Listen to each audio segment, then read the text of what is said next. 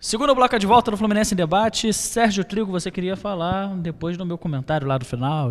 Não, é só fazer um comentário breve, até porque esse assunto acho que nem cabe muito a gente ficar debatendo, cada um tem uma forma de ver, não só o futebol, né, mas de ver a vida, de ver as coisas de uma maneira geral. Sim, para que as pessoas não confundam o papel que a gente exerce aqui, né? Que não é de torcedor, né? Eu sou torcedor lá na arquibancada. É óbvio que aqui eu continuo torcendo pro Fluminense, mas uma coisa é como você está vendo e sentindo um jogo de futebol, que você está lá dando seu apoio e tal. O que não quer dizer que depois do jogo não nos caiba também apontar aquilo que a gente acha que pode ser melhorado, sempre no sentido de construir, não é de destruir o que está feito. Tem muita coisa boa sendo feita, mas que a gente entende que pode ser melhorado, que às vezes, vendo as coisas de uma outra perspectiva, uma outra ótica, a gente pode tentar colaborar para que melhore de alguma forma. Só isso, para que não haja essa confusão entre, esse cara está falando isso, então não torce, não gosta. Não, pelo amor de Deus, né? Quem conhece, conhece, né? Você não escreveu um livro histórico sobre o melhor Fluminense de todos os tempos se não fosse um torcedor do Fluminense apaixonado. Mas ontem foi dia de festa no Engenhão, a gente tem que falar também da atmosfera do Fla-Flu. Um raro dia em que o Engenhão esteve lotado, em público presente recebeu mais de 40 mil pessoas, o que para o Engenhão é praticamente a lotação máxima, e com várias festas. Teve um jogo lá, que foi o jogo dos jogadores, né, os Masters, os clássicos, os históricos, que a gente às vezes fica pensando, porra, que legal ver o Romerito, ver o Assis técnico, embora o Romerito tinha que ser mais técnico, né, Pedro, do que o Assis, porque o Assis tá com forma ainda para jogar. Agora o Romerito, eu vou te contar, ele pegava a bola e tentava driblar, rapaz, eu queria ter te visto jogando como jogador. Olha, o festival de pança que apareceu ontem, o Leandro, jogador do Flamengo, o grande jogador, ele já tinha problema de cachaça quando ele jogava a bola ainda. Ele tá com umas olheiras, numa bolsa de cachaça ali, aquilo ali se riscar o fósforo pega fogo. A galera realmente, tudo bem, é meio coroa já, merece fazer o que quiser, não precisa mais treinar, mas a galera tá muito maltratada, o pessoal muito surradinho mesmo. Hein? Eu tava com medo de alguém cair duro, ter algum ataque cardíaco durante a partida, o campo tava molhado, pesado, devia botar 15 para cada lado, acho que ia ficar melhor. Mas valeu pela festa. Não, mas em contrapartida, enquanto a gente tinha esses caras aí que a gente fala, porra, esses caras jogaram muita bola, às vezes eu fico pensando, qual foi o time do Flamengo que o Thiago Lacerda jogou mesmo, Sérgio? Não, mas era declaradamente um negócio. Qual foi o time que o Idelhalfen jogou? O Thiago jogou no aterro do Flamengo, também, talvez, né? Mas era uma coisa de artistas e... Qual foi a novela que o Idelhalfen trabalhou? Era uma coisa de artistas e ex-jogadores e tal. Então, eu acho que foi bacana. É sempre válido esse tipo de coisa. E aí, mais uma vez, acho que a gente tem muito a aprender com outros países que fazem isso muito melhor que a gente, né? Por que só num jogo como esse, num Fla-Flu como esse, que você tem entretenimento durante o tempo todo? Ontem, quem chegou em Engenhão teve entretenimento, da hora que chegou, a hora que foi embora. Por que só num jogo como esse, né? Você pega os grandes eventos esportivos norte-americanos e tal, tem entretenimento do início ao fim. Eu tive a oportunidade de assistir a um jogo da NBA, você tem o que fazer antes, durante, no intervalo. O pessoal fala assim, a NBA é um saco, tem 500 tempos. Para quem está vendo em casa, para quem está no estádio, no ginásio, tem coisa acontecendo o tempo todo. A gente precisava aprender a trabalhar isso melhor. No mínimo, né? Tem aquelas cheerleaders lá pulando, que já tá bom. Tem premiação, tem apresentação, eles brincam com o público, interagem com a plateia, tem sorteio, cara, tem tudo. O que você quiser tem. E por que a gente não consegue fazer isso em outras partidas? Porque a gente vai fazer isso de novo daqui a 100 anos, no próximo centenário do Fla-Flu, aí vai ter uma festa. Uma coisa até mais simples, né, Sérgio? A volta daquela famosa preliminar dos Júniors, né? Eu comecei a acompanhar o Fluminense do Maracanã na década de 80, sempre tinha uma preliminar antes. Por mais que você fale, vai cansar, vai desgastar o gramado. Pô, o pessoal não aluga o Engenhão para show de pagode, show gospel, show de não sei o quê, qualquer coisa vale para ganhar dinheiro, que lá o Botafogo pagou, qualquer coisa acontece no Engenhão. Então não vai ser uma preliminarzinha de júnior que vai estragar o gramado, né? Seria uma opção simples. Lembra, teve uma época que o Fluminense tinha um time de modelo, lembra disso? Suzane Werner era centroavante. Isso. Eu lembro. Só um parênteses, fazer um protesto. Eu lembro disso, que o Fluminense tinha uma ideia muito bacana, inovadora, de vanguarda, infelizmente não continuou, que era esse time.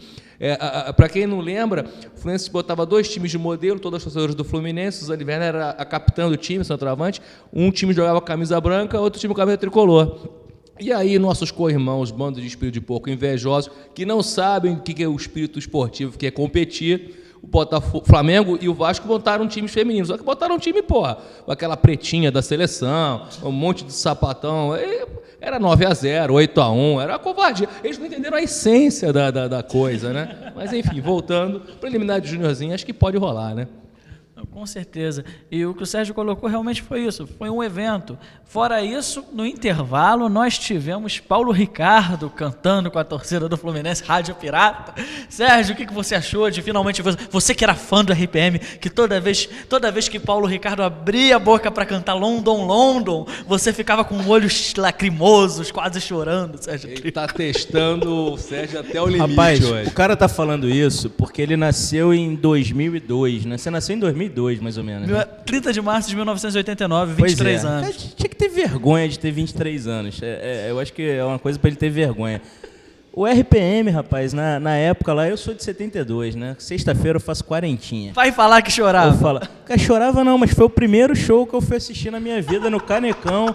RPM com o Paulo Ricardo, tinha o disco, sei todas as letras, era muito bom, vou dizer pra você, é muito bom mesmo. O cara tem lá os seus problemas, mas era muito bom, cara. Eu sou quase contemporâneo, né? Eu sou de 74. O Paulo Ricardo, se ele tivesse morrido em 86, a Avenida dos Américas vai ter o nome dele, tem nome de rua. Mas é que se nem o Roberto... hoje ninguém sabe quem olha só, é. O Roberto Carlos também não podia ter morrido em 72, em 73. O que o Roberto Carlos fez de útil depois de 73? Nada, né? As baleias que cruzavam os oceanos, taxista, tô na rua, tô na Mulher de 40, mulher gordinha, mulher né? velha. Pô, o Paulo Ricardo é tricolor, fez lá as músicas que a gente canta. Pô, vamos homenagear o cara. E ele era muito bom, cara. Esse aqui não é o rock flu, né? Dos nossos amigos Gustavo e Serginho. Mas, pô, se a gente pudesse aqui falar de rock and roll só, movimento do rock nacional lá, farofa pra caramba, era um rock bem farofa. Mas foi muito legal, cara.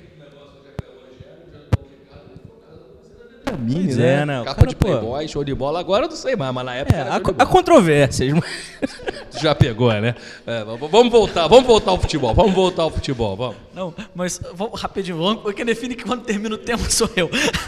Então tá bom, então ele gostou do assunto, vamos lá. Recordar é viver, vamos lá. Tô brincando, Pedro. Não, mas de toda forma, é aquilo, claro, a RPM teve a sua grande relevância para o contexto musical do Brasil, mas as letras, vou te falar que na minha opinião eram letras bem infantis. Mas cara, isso que eu te falei... Rádio Pirata mesmo, quando mas começa a falar o rock dos anos 80 era farofa, está cara. no ar nas ondas do rádio, Pô. Aí compara, agora a China bebe Coca-Cola, aqui na esquina cheiram cola, é uma coisa tão surreal. E ó, você tá zoando London do Caetano Veloso, cara. Sei, eu sei, com aquele inglês caetânico, né? Ou caetanear. Eu ia arranhar aqui, mas não vou fazer isso com vocês. Arranha, por favor, canta. Vamos falar de futebol. Não, agora eu quero ouvir. Futebol, por favor. Falar de futebol. Mas eu prefiro o tricolor Renato Russo, que ele fazia letras geniais também. Mas enfim, cada um com seu gosto musical. O RPM eu já ouvi também. Mas vamos lá, futebol, Fla-Flu dos 100 anos. Teve também o Neguinho da Beija-Flor cantando... Desculpa não ter voltado pro futebol, mas teve o Neguinho. Qual a diferença? Enquanto o Fluminense mal bem tem um rockzão lá dos décadas de 80, o Neguinho da Beija-Flor tá lá puxando o Mengo, enfim, fazer o quê? Não dá pra botar uma frase muito elaborada não, que a galera da família não consegue acompanhar, né? Então tem que falar eu, e tá bom demais, é isso aí mesmo. Dario Conca, Fla-Flu de 100 anos agora passou, falamos até do pré-Fla-Flu. Dario Conca, todo mundo está comentando que pode voltar para o Fluminense nas próximas horas. A última informação que eu tive foi que o empresário do Conca estava otimista depois do encontro que o jogador teve hoje com o Celso Barros. Então pode ser que nas próximas horas, próximos dias, dependendo da hora que você for assistir esse programa, de repente estejamos já todos nós comemorando o retorno de Dario Conca. Agora, eu sei, é o ídolo, é aquele cara que a gente não quer ver em nenhum outro clube do Brasil, mas a pergunta que eu passo aqui para os meus amigos é necessário? Fluminense precisa de Dario Conca hoje, Sérgio Trigo? Sim. Por quê? Pelo grau de efetividade que esse jogador teve, pelo menos na sua outra passagem pelo Fluminense. Pelo índice que ele conseguiu de produtividade, vamos dizer, se a gente consegue traduzir a coisa dessa forma. A relação custo-benefício é fantástica, é um jogador, fora as qualidades técnicas que ele tem, é um jogador sério, um jogador que está em campo toda partida. A marca que ele conseguiu no Brasileiro de 2010, de 38 jogos, atuando ininterruptamente, é fantástica. Recorde. Não, e é um jogador que tem essa característica, é um jogador que corre muito, que se doa muito em campo, é um cara, pô...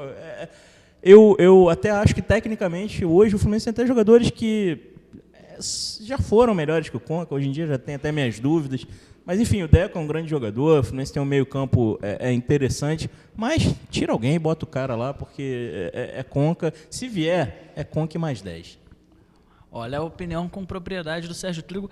Eu até concordo com o Sérgio no ponto de que não dá para não querer o Conca. Não dá para você rejeitar o Conca no momento que ele está aqui. Até porque fazendo um complemento em cima disso que você está falando, não querer o Conca, você corre o risco de que alguém queira. Né? Ainda tem esse fator de você não trazer e reforçar a tua concorrência, né, os adversários. Mas complemente aí, desculpa. Pedro, isso que o Sérgio puxou realmente, um outro clube trazer o Conca. Você imagina que se o Conca vem para outro clube do Brasil e não é o Fluminense, a gestão do Fluminense atual fica com a imagem arranhada perante a torcida? Primeiro que eu não quero nem pensar nessa possibilidade, nem passa na minha cabeça o Conca vir para o Brasil e não vir para o Fluminense. Com certeza vai comprometer muito a imagem da diretoria atual se o Fluminense perder essa briga aí, mas o Conca vem para o Fluminense. Eu vou fugir da tua pergunta e vou falar o que interessa. Ele tem vaga, é Conca mais 10, concordo com o Sérgio. Se o Deco tiver machucado, joga no lugar do Deco. Se o Thiago tiver machucado, joga no Thiago. Se tiverem os dois, bate o para o ímpar, bota o Thiago de atacante, bota o Deco de volante, não importa, é Conca mais 10, concordo.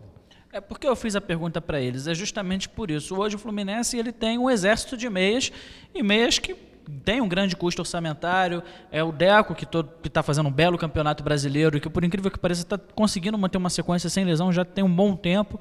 O Thiago Neves acabou de voltar depois da cirurgia do joelho, uma recuperação fantástica ontem. Tem quem acha que tenha jogado bem, outros acham que não jogou tão bem assim. Eu particularmente acho que ele foi decisivo, ele sempre foi isso, decisivo. O Wagner, ele começou a jogar bem também na armação. Então aí se pergunta, realmente precisa do Conca? É aquilo, o Conca é um jogador que...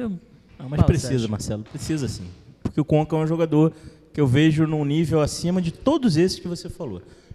Categoria, até acima do Deco? Categoria, o Deco tem mais que ele. Produtividade, o Conca tem muito mais do que o Deco. Acho que hoje em dia, no atual momento, eu vou discordar de você, Sérgio. Acho que o Deco hoje... O Deco joga domingo? Que o Conca joga. Não joga. Já tomou o terceiro amarelo, tá já tá fora. Verdade. Assim, produtividade, verdade, o Conca teve de novo, eu tô falando aqui de 2010, né? A gente tá falando do Conca de 2010. Que até agora passou pela China um bom tempo, outro nível de futebol.